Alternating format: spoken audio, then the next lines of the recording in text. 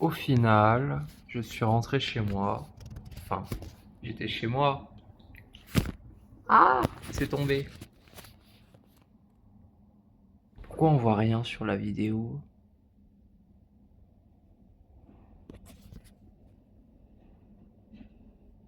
On voit vraiment pas grand-chose, c'est étonnant parce il fait lumière dehors. Voilà, je sais pas pourquoi ça fait ça.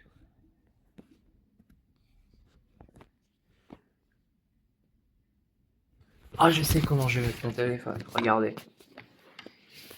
Je vais enlever mes lunettes et je vais le mettre comme ça. C'est la vue depuis chez moi, depuis mon lit. C'est un bâtiment où il y a des conférences et des gens très très riches qui habitent là. À droite, dans l'obscurité, vous pouvez voir la fondation Rothschild. Du coup, je suis rentré chez moi. Il faisait un petit peu frisqué dehors, il devait faire 13 degrés. C'est froid, 13 degrés. J'ai écouté la deuxième vidéo que j'ai faite. Et en fait, je trouve ça très réconfortant. Je trouve ça très réconfortant et ça me fait du bien de le faire. Et de m'écouter, ça fait du bien. J'ai toujours apprécié écouter les gens. Malheureusement, je me suis très isolé depuis plusieurs années maintenant. J'ai toujours été très isolé en réalité. Pour plein de raisons différentes. C'est assez drôle. Et du coup, je suis rentré chez moi et j'ai décidé de faire une troisième vidéo. Dans le noir, dans l'obscurité. Ce n'est pas mon élément naturel, je préfère la lumière. Quoique, il y a certains attraits à l'obscurité qui sont assez agréables. Mais avant de parler de tous les malheurs de ma vie, parce qu'il y en a tellement que je ne sais par où commencer, j'aimerais parler d'une belle histoire, une très très belle histoire que j'ai eue à 17 ans. Ça a dû être les plus beaux jours de ma vie.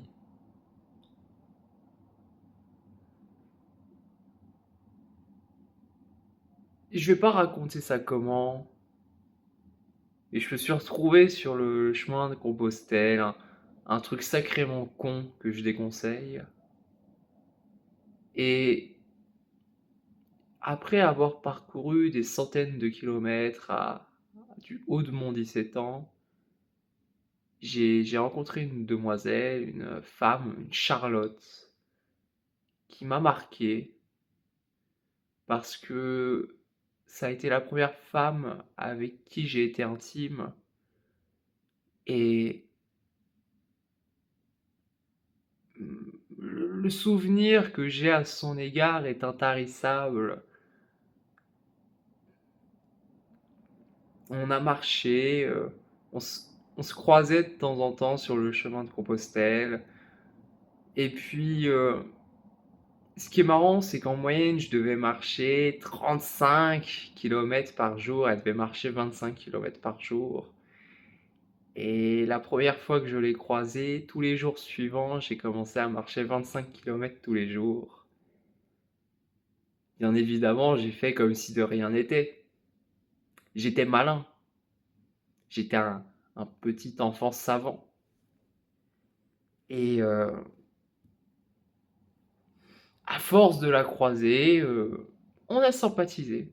Et je me souviendrai toute ma vie de la première fois que je l'ai vue, je l'avais trouvée tellement belle. C'est une femme magnifique. J'aimerais beaucoup savoir ce qu'elle devient, je n'ai aucune idée de ce qu'elle devient. Aux dernières nouvelles, elle avait un diplôme de psychologie, parce qu'effectivement, elle devait avoir 24 ans quand j'en avais 17. C'est vrai qu'elle était un petit peu plus vieille. Mais peut-on dire que j'étais très mûr? Et je l'avais vue dans un bar, sur les terrasses d'un bar, assise. Je l'ai regardée et je l'ai trouvée magnifique. D'une rare beauté, une franco-libanaise qui avait des traits très fins. Et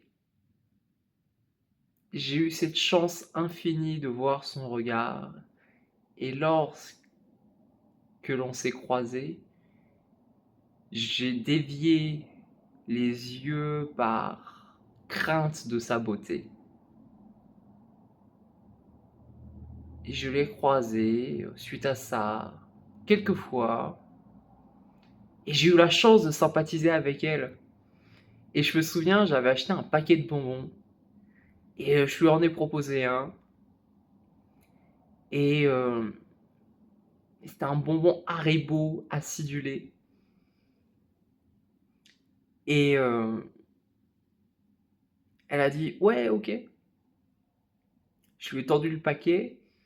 Elle a fait une chose sur le coup que j'ai trouvé répugnante.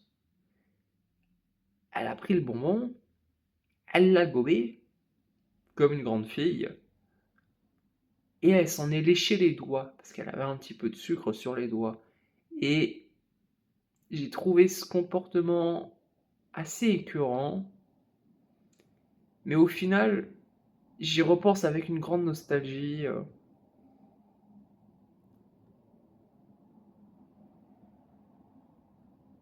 Un peu comme un enfant. Elle était très adulte dans sa façon d'être, mais elle avait des traits très enfantins. Une femme enfant.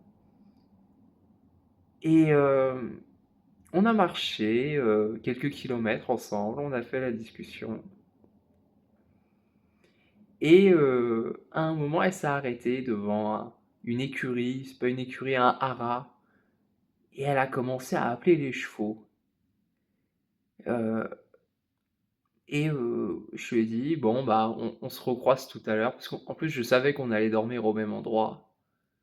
Euh, à l'âne de Soubiran, je me souviens du nom de l'endroit, à l'âne de Soubiran. C'était il y a pas si longtemps, c'était il y a 4 ans. Et je me souviens du nom de l'endroit.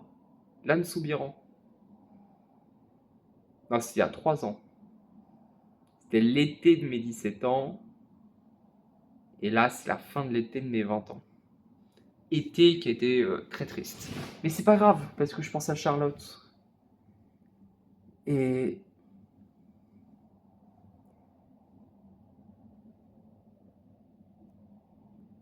on s'est croisés.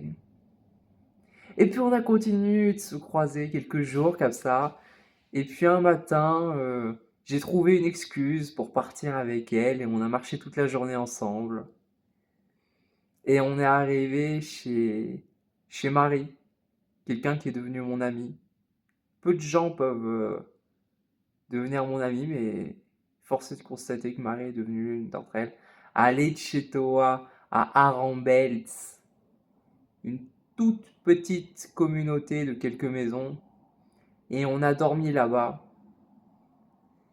Et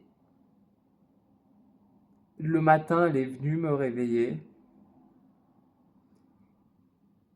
En fait, la veille, on avait, on était passé par un endroit assez en hauteur.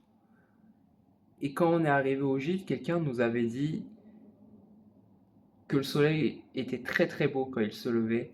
Et sans réfléchir, Charlotte, elle m'a proposé d'aller voir le soleil se lever. Et vers 4h30 du matin, on dormait dans la même chambre. Alors pas dans le même lit malheureusement, mais on dormait dans la même chambre. Et vers 4h30 du matin, elle est venue me tapoter. Elle m'a dit, est-ce que tu veux vraiment qu'on y aille? Elle avait un peu la tête dans le fion. Et je lui ai dit sans aucun doute, bien sûr. Et on a marché dans la forêt. Et ce qui était marrant, c'est que je n'avais que 17 ans, mais j'ai été son chevalier. Elle avait peur dans la forêt, il faisait nuit, il y avait des bruits. C'était une forêt, quoi. Et On a marché pendant, allez, 1 heure. Puis quand on est arrivé au sommet, on s'est assis sur un banc et on était côte à côte et je n'ai rien fait. On a regardé le soleil se lever, mais je n'ai rien fait. J'ai eu cette bêtise-là. J'avais cette timidité. Je m'en veux. Il était évident qu'elle aurait aimé que je l'embrasse ou du moins que je la prenne dans mes bras. Je ne l'ai pas fait. C'en est dommage. Mais ça fait partie d'une nostalgie que j'ai de cette timidité. Et puis, c'était notre dernier jour où on a marché ensemble. Ah, il y a quelque chose dont je n'ai pas parlé à propos de Charlotte. Elle avait des racines blanches et j'ai trouvé ça d'un charme fou. Et je la taquinais sur ça, elle le prenait mal. Mais c'est parce que je trouvais ça absolument... ça lui allait à ravir. Et elle grisonnait des racines et elle assumait pas. Et moi, je lui disais, tu es belle comme ça. Et je me souviendrai toujours de son regard. Et puis, après le lever de soleil, on a continué à marcher. Et puis, on est arrivé à Saint-Jean-Pied-de-Port. Et à Saint-Jean-Pied-de-Port, on s'est dit au revoir. Je suis monté dans le train et je lui ai envoyé un message en lui disant: Charlotte, m'oublie pas, je suis dans le train, je suis sur le point de partir, viens me dire au revoir, ça me ferait vraiment plaisir. Et elle est arrivée en courant et je ne l'ai pas embrassée sur la bouche, j'aurais peut-être dû. Mais ça m'importe peu, je l'ai prise dans mes bras, je l'ai embrassée sur la joue et je, je lui ai caressé les cheveux. Ces très beaux cheveux qu'elle avait. Elle avait des cheveux bruns, brun foncé, mais qui avaient les racines qui grisonnaient. Et c'est les plus beaux cheveux que je n'ai jamais vus. Ils avaient une couleur unique. Et j'en parle vraiment presque les larmes aux yeux. Et je lui ai caressé les cheveux et je lui ai dit qu'elle avait de magnifiques cheveux. Et je lui ai dit au revoir. Je suis retourné m'asseoir et j'ai pleuré. Parce que la première femme qui a partagé mon intimité, je venais de lui dire au revoir. Et je trouvais ça insoutenable.